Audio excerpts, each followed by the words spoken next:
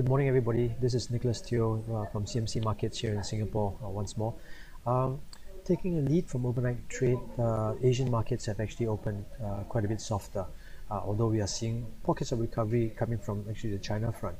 But anyway, going back to overnight trading, the US stock markets were hit quite hard, led by the Nasdaq, that was down more than 2%. Semiconductor stocks were actually being whacked or battered down as much as 5%. Stocks like Intel, Micron, Broadcom, all with semiconductor sort of exposure and export exposure for that matter, got sold down purely because investors decided to focus on the strength in the US dollar of late. What triggered things off, especially on the sell down, was a durable goods number. Was a weak durable goods number that came in early before trade.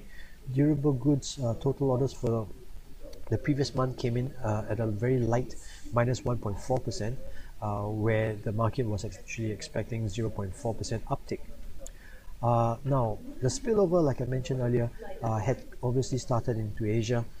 Japan 225 opened reasonably down, but we are seeing a slight pickup in terms of recovery going into lunchtime there in Tokyo.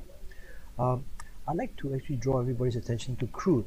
As we are speaking, crude is actually seeing a little bit of a pickup in price.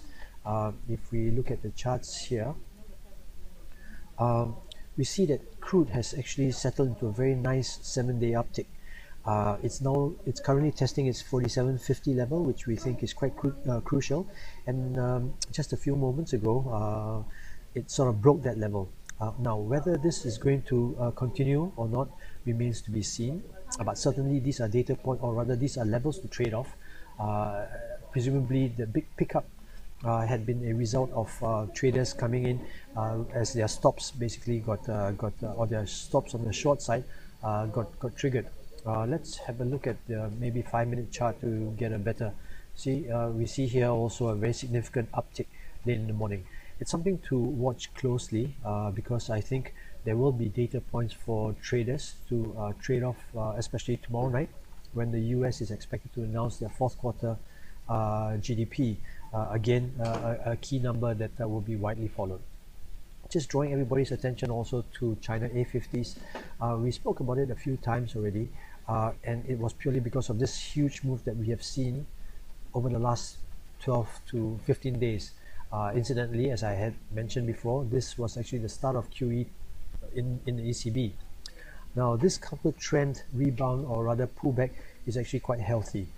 It's healthy because it's being picked up at these Fibonacci levels.